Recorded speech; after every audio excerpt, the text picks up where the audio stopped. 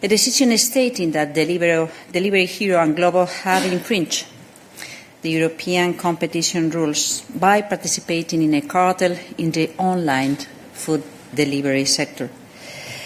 In this decision, the Commission also fines the companies a total of 329 million euros. Both companies, which are well-known brands in this sector, admitted their participation in the cartel and agreed to settle the case. The importance of this case is that it is the first time that the Commission is fining companies over a no-poach agreement.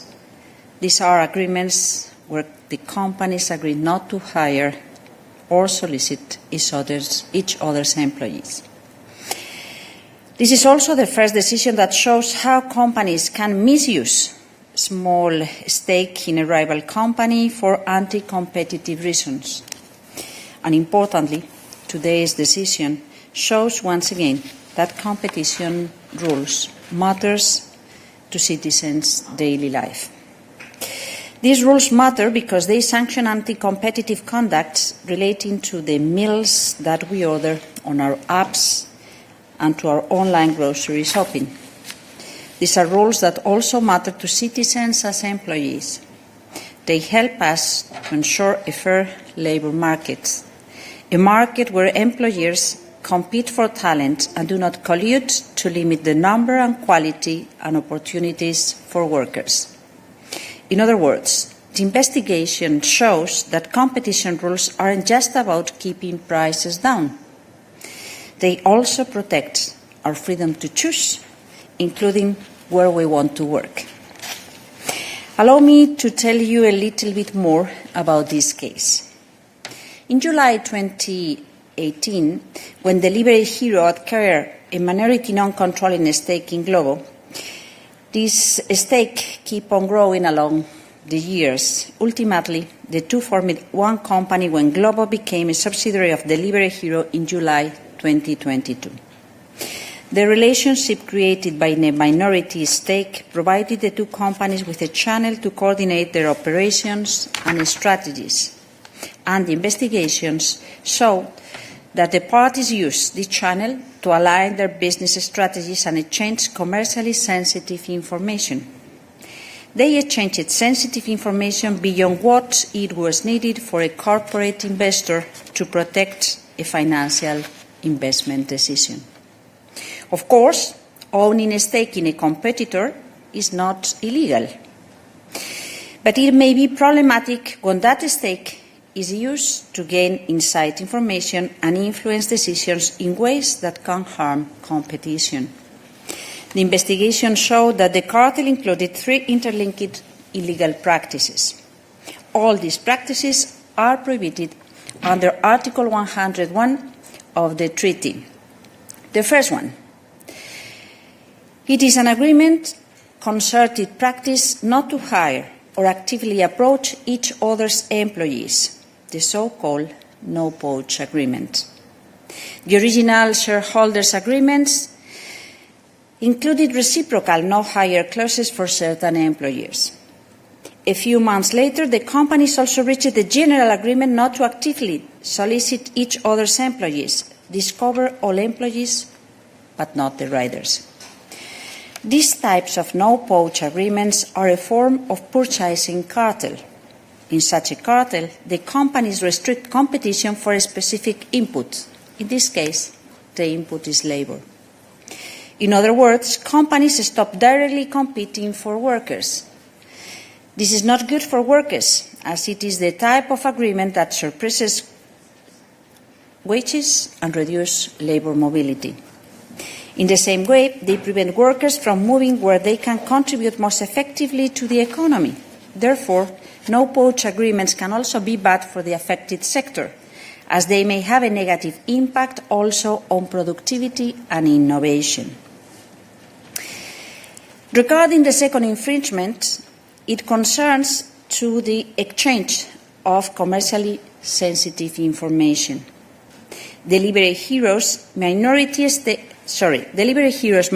stake in Glovo allowed the development of a close relationship between the exclusive teams of the two companies.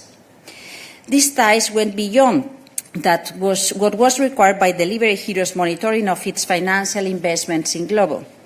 This resulted in sharing of documents, including strategy papers, and holding meetings to share knowledge.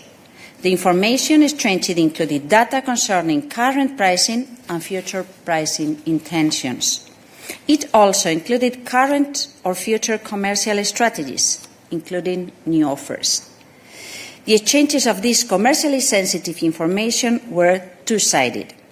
They enabled the companies to align and influence their respective conduct on the market.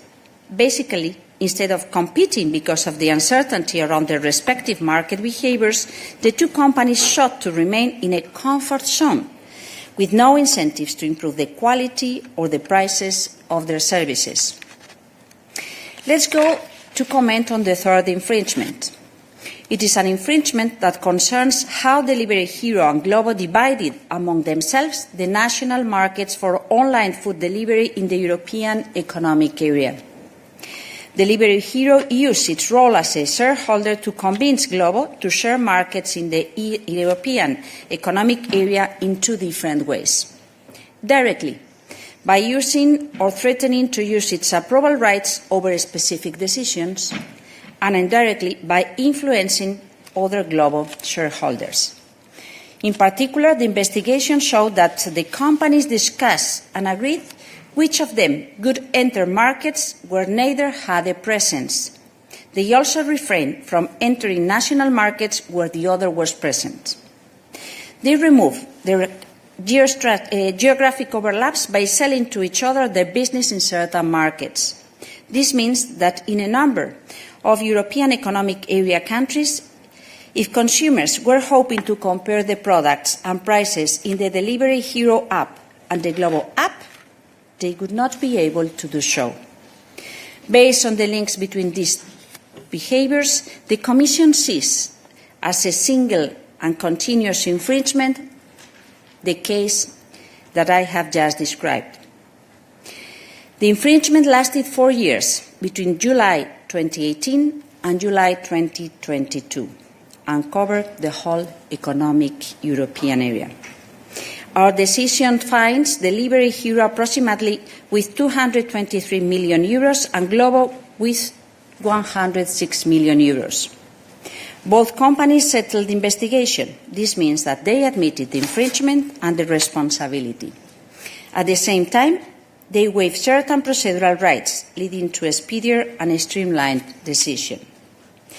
In exchange for settling the case, their fines were reduced by a standard 10%. I could say that today's decision shows our determination to take actions against all forms of cartels. It also shows our willingness to have an active role in this consumer-facing sector. Consumers should have the benefits of competition when ordering meals or groceries online.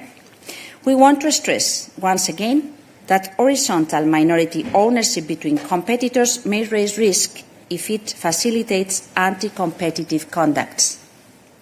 Moving forward, we will continue to closely monitor potential anti-competitive business practices in consumer-facing industries.